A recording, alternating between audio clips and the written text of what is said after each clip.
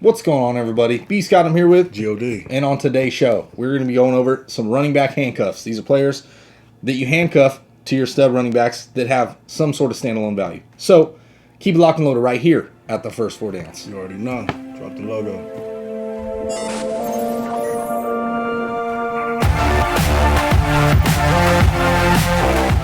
What's going on, everybody? Welcome back. B. Scott and G.O.D. here, and we're going over some running back handcuffs today. These are running backs that you're going to handcuff to your stud running backs, and some of these guys have standalone value. That's why we're talking about them. Absolute standalone value for some of these guys, because some of these guys cannot handle a full workload. This is the NFL. This is not college. This is not high school.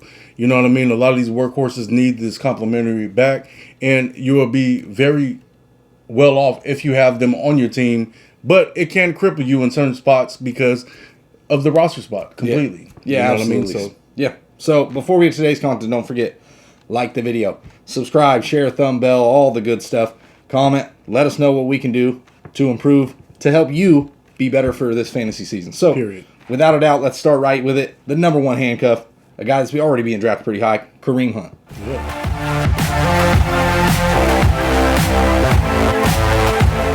Kareem Hunt, obviously the number one handcuff in football right now, behind arguably the number one running back in football right now. As a pure runner, Nick Chubb is the number one running back in football. This guy is dynamic on a different level. You look at him and you look at Chris McCaffrey, all these guys. Kareem Hunt, obviously the optimum RB2, number one handcuff in the league, arguably behind the number one running back in the league. You look at the offensive line, number one in the league. You know what I mean? They run the ball out there, and they do so in a beautiful fashion. You know what I'm saying? This is more than a handcuff. This guy has his own work load, his own snap share that produces a lot of fantasy points. And to me, Kareem Hunt obviously is the number one cup that you want to target this year in your fantasy football drafts. Yeah, absolutely. Kareem Hunt, 4.25 yards per carry last season. Coming off season where Nick Chubb missed 4 games.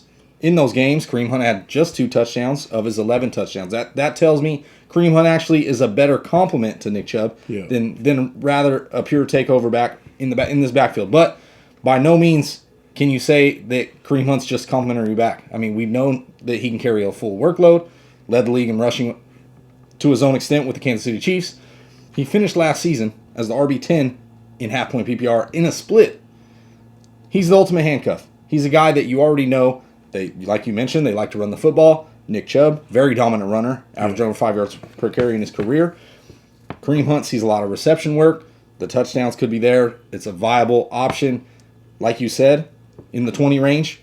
And it's just a huge person that I want to be drafting. He could be a possible viable starter for you, even in the backup role. Yeah, like I said, we already know what he can do. His upside is top 5. Let's be real. You know what I mean? Of course, that was in the Andy Reid system, but in this system behind the best offensive line in football, and they utilize it to a key with the 12 personnel. That's how Baker Mayfield has grown as a passer.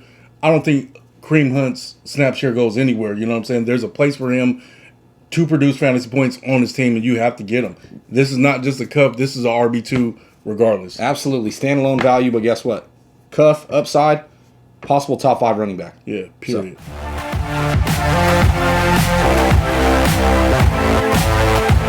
Gus Edwards. This is a guy a lot of people have talked about, a little sleeper, very late round. In a 10-man league, maybe he doesn't end up on your roster. But a 12, 14, absolutely an important guy. Average 5 yards per carry in his career. Had over 130 carries in all 3 of his seasons. Finished last year with 6 rushing touchdowns. Huge upside here. No Mark Ingram. Now, we've talked up J.K. Dobbins. Absolutely. Dobbins should see an increased workload. But I still think that you're going to see Gus Edwards here with 150 carries, at least. Now, yeah, the receiving work, it's not really there. But I think the consistent carries he's going to get on a weekly basis, and he has some touchdown upside, he's a viable option, especially where you're drafting him. Yeah, Gus the Bus. He's a killer, you know what I'm saying? The straight north and south runner. We've seen what he did in his first year with Lamar Jackson, you know what I'm saying? He took over in his rookie year, 2019. In that week 11, he started exploding. We've seen him also carry the ball 20-plus times and produce, you know what I mean? So we know what Gus Edwards can do. Last year, all year, as a matter of fact, finished for 700 yards and over 5 yards per carry in his career. So, I mean, Gus is just a beast. Yeah, you may not draft Gus Edwards, but this is going to be one of these waiver wire guys who's going to be, you know what I'm saying, just looking at you. You know what I'm saying? Like a sore thumb. You're going to always want to pick this guy up probably. And you probably should. You know what I mean? Gus Edwards is a beast. We know what he can do in an offense where in the last 3 seasons, they have the number 1 rushing attempts in the league. So if anything is to happen to the Lamborghini that they have at running back right now in Dobbins, Gus Edwards is a viable top 10 running back in this league. Yeah, absolutely. Who can carry double digits? We already know 5 yards per carry. Yeah. So, draft Gus Edwards. Yeah, period.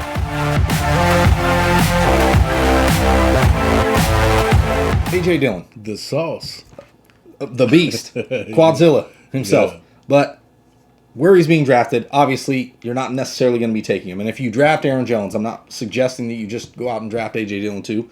You mentioned it. Yeah. It could just sew up a roster spot that could hold you back from potentially picking up those huge waiver guys. But in deeper leagues, A.J. Dillon has a lot of value, a lot of upside. We saw with what Jamaal Williams could do in the 2 games where Aaron Jones missed last season. Jamaal Williams, 45 total touches in those games, touchdown, 10 receptions.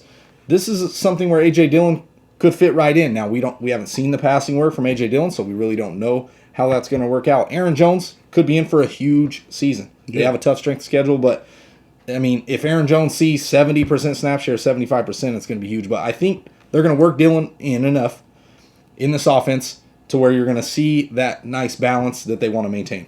Yeah, and I think his ADP and the recency bias is like what's really killing his stock right now. You know what I mean? What we've seen in Week 16 from A.J. Dillon is when he started to take over in that Tennessee game. I think he had like 20 carries, 124 yards, 2 touchdowns, something like that. You know, we started to see that he really beats it, and Aaron Rodgers is really comfortable with him audible in a lot of these plays just for him to run it down the pipe. I think you would see a lot more of that if something is to happen to Aaron Jones. And let's be real, with the DVOA that they're seeing this year, there's a huge possibility that we could see a lot more of A.J. Dillon in the likes of what we've seen from Jamaal Williams. So there's a huge likability for me for him to be on my team. I'm not necessarily sure that I will roster him in 10-man, but 12 to 14-man leagues, this is a guy that I have to keep on my team, especially if you think about considerations in the Dynasty League. Yeah. I would take him the last pick of my draft. I don't really care. You know what I mean? This kid is a beast. Yeah. It is what it is. And this is the kind of guy that you want on your team who could obviously finish as probably the number, where can we project him at if he was the number 1 running back in Green Bay? Yeah. You know what I'm saying? Where Aaron Jones is at. Yeah. In the top 6 of backs right now. So this is a guy that you really want. I think he has a lot more upside, even more than Jamaal Williams, to be honest with you, in the system. So go get you some A.J. Dillon if you can afford it on your roster.